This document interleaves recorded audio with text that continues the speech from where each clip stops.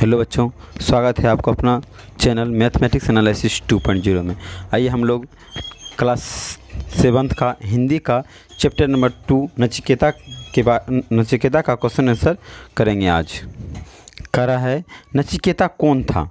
ठीक है, पहला क्वेश्चन है नचिकेता कौन था, ये हम लोग इसके बारे में देखते हैं।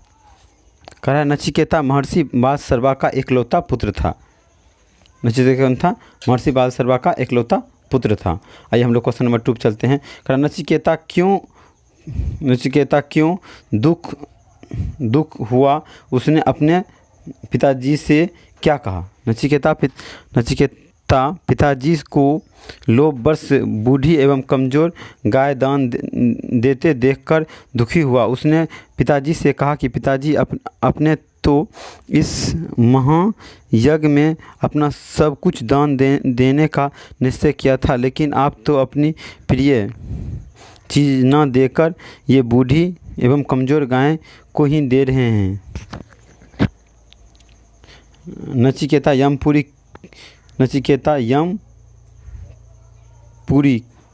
किस लिए गया था?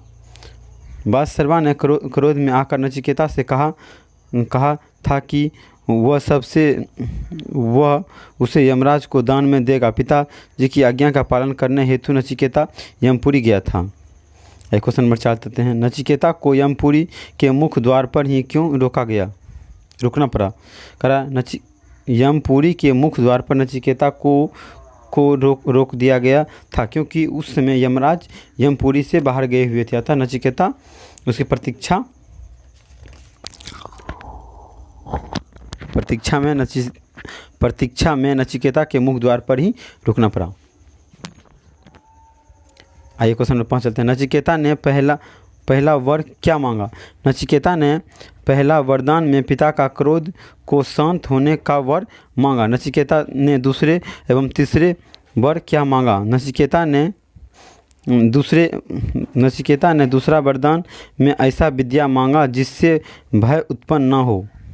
नचिकेता ने तीसरा वरदान में आत्मा का रहस्य बताने को कहा। आइए हम लोग चलते हैं किसने कहा किससे। साथ का आप लोग देख सकते हैं यहाँ पे साथ में है किसने किससे कहा था। आइए मृत्यु के मुंह में पहुंचकर कोई नहीं लौटा बस।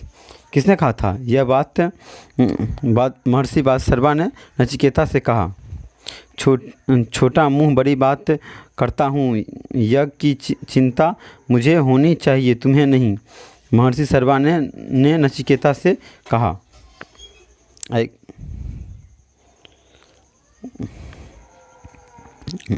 क्वेश्चन 3 है। आप तो यमपुरी जाने की आज्ञा पहले ही दे चुके हैं, अब कुछ भी कहना मेरे लिए निरर्थक है। किसने कहा था? ये कहा था नचिकेता। कहा था किससे? बालसर्वा से, ने अपने पिताजी से कहा था। आइए हम लोग इसका व्याकरण देखते हैं। नहीं, पहले हम लोग पाठ से आगे देख लेते हैं, उसके बाद इसका हम लोग व्याकरण देखेंगे। आइए हम लोग पाठ से आगे देखते हैं।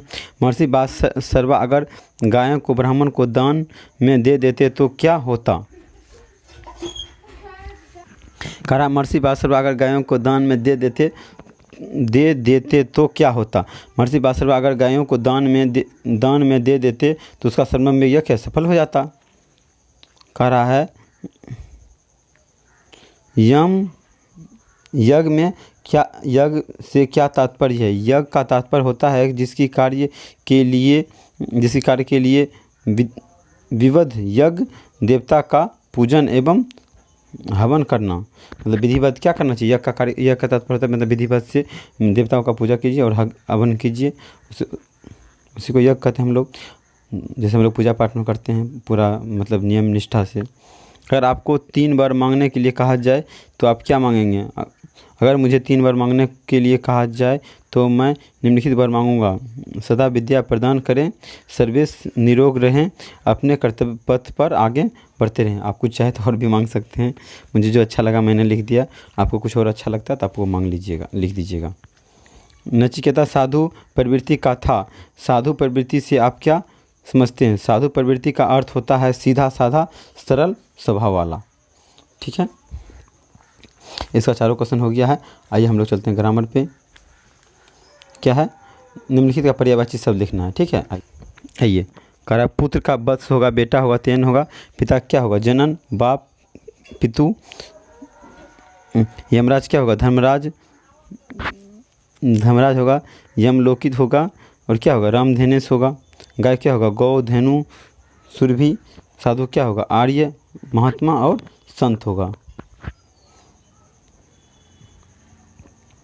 विपरीत शब्द कहते हैं, यह सत्य क्या असत होगा, धर्म का अधर्म, सही शून्य क्या क्या होगा, असही शून्य, इच्छा क्या होगा, अनिच्छा, संपन्न का असंपन्न। करा देखिए, समझिए और लिखिए।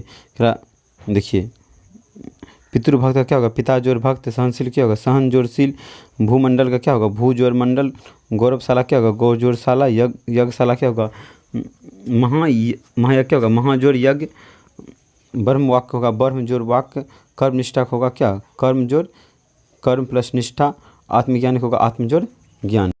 Thank you for watching. आपको वीडियो अच्छा लगा तो लाइक और सब्सक्राइब जरूर कीजिएगा।